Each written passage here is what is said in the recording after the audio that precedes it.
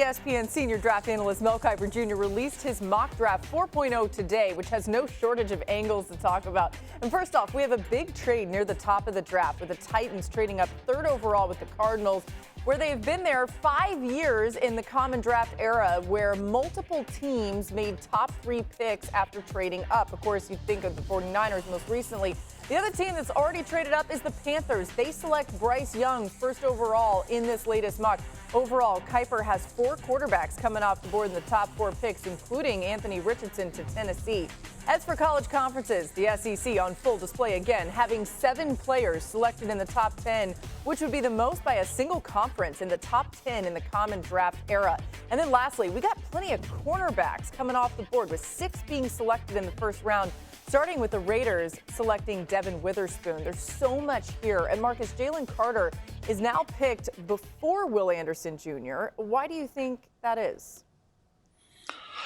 Because that interior pass rush, when you can find the one diamond in the rough that can change games and change outcomes, you got to take it. It's too tantalizing. And the last Super Bowls we watched, the last playoff runs we've watched, we've talked about Aaron Donald and Chris Jones as much as we talked about the quarterbacks and those guys impacting and affecting games. And I think Jalen Carter is built in that rarefied air. When you start talking about how he can rush the passer and do multiple things with his hands, use speed, the power, use quickness, physicality, his balance, and then also stay on the field when you get into a knockdown, drag-out run game and you lose nothing.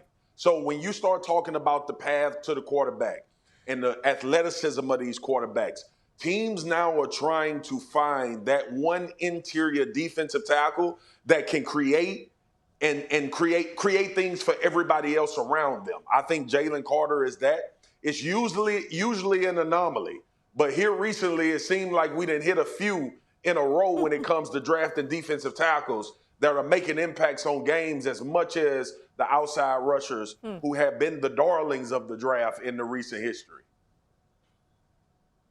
Yeah, I mean, these dudes were like unicorns, though. You would always have those outside pass rushers that affected games, and it seemed as the quarterback position became more important and it became more of the money position, you had to get these defensive ends and these rush players on the outside to put pressure on the quarterback. But with the Aaron Donalds and with the Chris Jones, we've seen that interior pressure become so much more important, but those guys are very difficult to find. And so though I believe that Will Anderson is an absolute star as a rusher outside, I think that Jalen Carter has some of that rare talent that will allow him to be an absolute game changer in both the run and the pass, as we've seen with Aaron Donald and Chris Jones, as Marcus mentioned. But Marcus, I want to ask you this question.